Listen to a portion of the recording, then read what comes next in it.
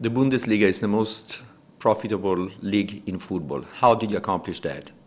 Well, first of all, I think it's part of the German mentality only to spend what you have, and that helps, of course. On the other hand side, we have well-known and as one of the best licensing systems, recognized licensing systems of the world.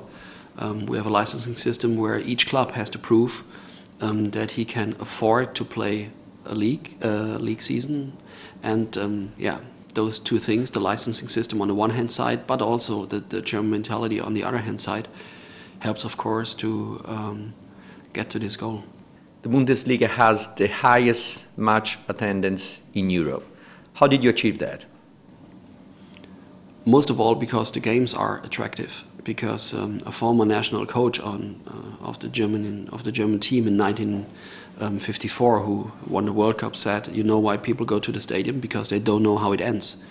And the Bundesliga is the most unpredictable league, where a lot of decisions are made at the end of the season, and each team can beat each other. So this, of course, makes the game attractive. On the other hand side, we have, since the World Cup 2006, the most modern stadium infrastructure, and we have, relatively to other leagues, very low ticket prices, which makes it affordable. And a lot of clubs stop their season ticket sale so that families, fans, kids can see the team during one season.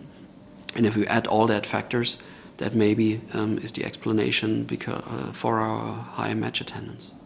It's very interesting to know that the majority of clubs are owned by the fans. Why is that, and what are the advantages of that ownership? In Germany, it's forbidden to own more than 50% from a club. We have the rule in the statutes of the league that 50 plus one vote has to be owned by the origin organization who founds that club. So you can say by the fans. This rule is in Germany forever. A lot of people say right now it is an advantage. A few months or a few years ago, people said that it's a disadvantage because we don't get money and we don't get investors and whatever.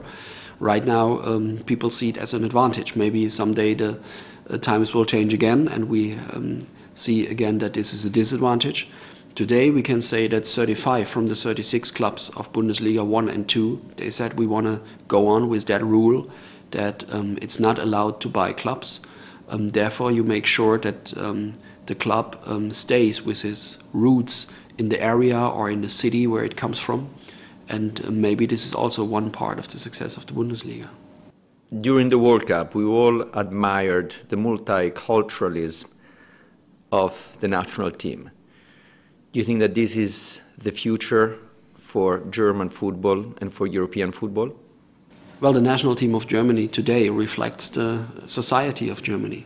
It's a multicultural society where people come to, where people live here, where people love to be here, and the national team, as you see that way, is pretty much different compared to former days. In 1998, all players played for Germany, had German parents. Right now we have a lot of players with migration backgrounds. Nevertheless, they play for Germany and they play it very well. This will not change anymore in the future because the German society will not change anymore. So the German national team is right now proof of success, hopefully, for the German national model. The youth of the national team impressed the world during the World Cup. Can you speak about your youth program and why it has been so successful? The national team today is, with less than 25 years, the youngest team ever played for Germany a World Cup. And as far as I'm informed, also the youngest team in the whole World Cup in 2010. In 2002, 2003, for the first time, running a youth academy became an obligation for a club if you want to play Bundesliga 1 or Bundesliga 2. Since then, more than €500 million was invested by the clubs of Bundesliga 1 and 2. And right now, if you see players like Neuer, Khedira or Özil, they are 20, 21, 22 years old. And if you look back a little bit, then this is the first generation, you can say, which started in that youth academies and going through all their levels. In these youth academies, you have to have a certain number of teams, you have to have a certain number of coaches which are educated, which have a coaching license, and it started with teams under 12. This is the first team you have to run if you run a youth academy, and all these players go to these under 12, under 13, under 14 teams, and for that reason the Bundesliga and the managers who run these academies can be very proud of on the one hand side, and on the other hand side we can really looking forward because some other players will follow in the next years. Unlike EPL, La Liga and Serie A, Bundesliga only has one internationally recognized team, Bayern München. Why is that, and how can you change this? Well, first of all, Bayern Munich has done a great job. They recognized much earlier than others that it's important to establish the brand outside Germany. In each decade, no matter if it was the 70s, the 80s, 90s, or then the year 2000, we had some other teams, like in the 70s, for instance, Borussia Mönchengladbach, or in the 80s, it was Cologne. And all of them had great players and great teams, but no one treated it in a way like Bayern Munich has done. It is a disadvantage for the Bundesliga that we do not have the big two or big three like the other leagues you mentioned. But on the other hand side, especially in the last years, teams like Werder Bremen or Schalke 04, they made it in a better way. But what you talk about is really one way to improve the global presence of the Bundesliga, to show the world that we have more than only one team, beside the fact that, of course, Bayern Munich is the greatest one in Germany.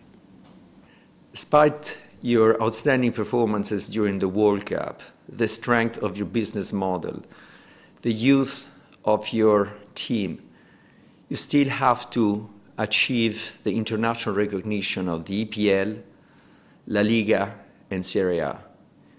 Why do you think there is this difference, and what you can do to change it? Well, first of all, that reflects a little bit your first question. As you may know, the Bundesliga is the league with the lowest amount of debt, and a lot of when you talk about the leagues, then you talk in fact about maybe 10 or 12 clubs out of these leagues who made that impression and who made that image worldwide. And if you looked at the debt level of these teams, then you can have the feeling that worldwide recognition and worldwide awareness correlates a little bit with the willingness of made a lot of debt. And as I said, that's not so much in the German mentality, and it's not so much in the German culture, let's say, to pay 100 million for one player. A lot of these teams are investing a lot of money for single players. Some of them are financed just by debt. And of course, as I said, this is not so much the German business model. Therefore, the World Cup, in my opinion, is a very, very good platform to show that the Bundesliga hasn't to hide from the other leagues. We were the league with the second most players in the World Cup from the very beginning. 78 players came out of the Bundesliga. 23 of them were the Germans, 55 were others. In the semifinals and in the quarterfinals, the Bundesliga is the league with the most players at the World Cup. So hopefully that platform helps a little bit for the fans all over the world to change their mind about the Bundesliga. Great, thank you very much. Thank you.